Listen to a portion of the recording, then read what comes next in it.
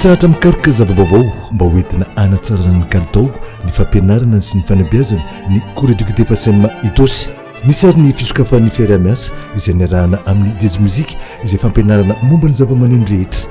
Nisy indray ny fisokafan'ny fiarah-miasa iarahana amin'ny jazz musique izay fampianarana momba ny zava-maneno rehetra.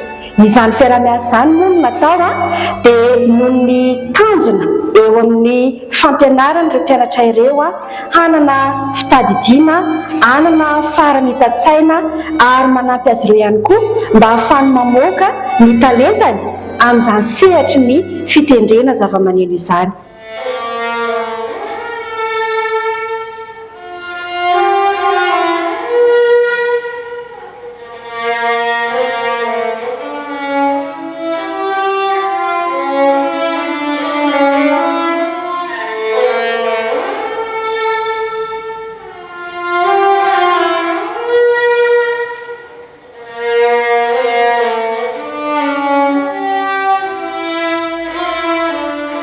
Tanjona dia ny mba ananandreo mpianatra fitadidiana, anana fanitaran-tsaina ary ahafahany zareo ihany koa mamoaka ny talentany amin'izany sehatry ny fitendrena zava-maneno izany.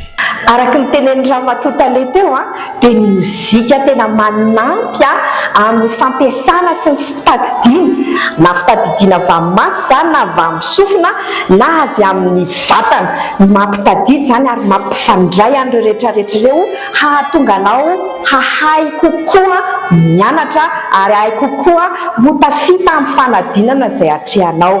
Afaka miteny fampianatra ao aminay jejo raha latsinainy mibaka lahady izy mbola nitendry niaraka taminay tany am-piangonana afaka soamantsara.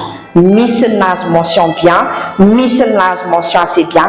Tsy ny mozika no tsy mahafaka anao fa ny gestion de temps. Fa mozika dia tena manampy.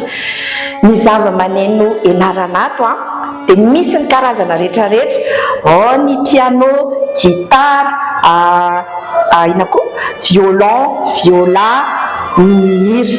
Misy zavatra tianao atao ary raha betsaka tsika atao mijenjy ny manao an'ilay izy atao mijenjy atao amin'ny asa itosy dia ahafahantsika manao fety mahafinaritra faran'ny taona.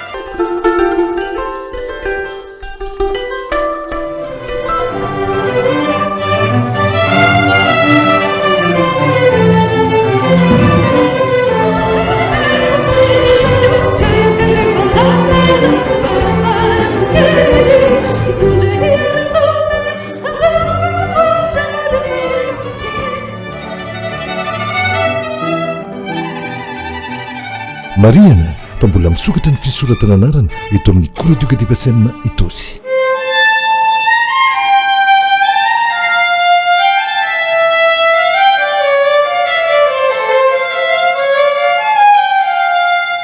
Tonga soa eto amin'ny cours itosy ny fampianarana mozika ny jazz musique.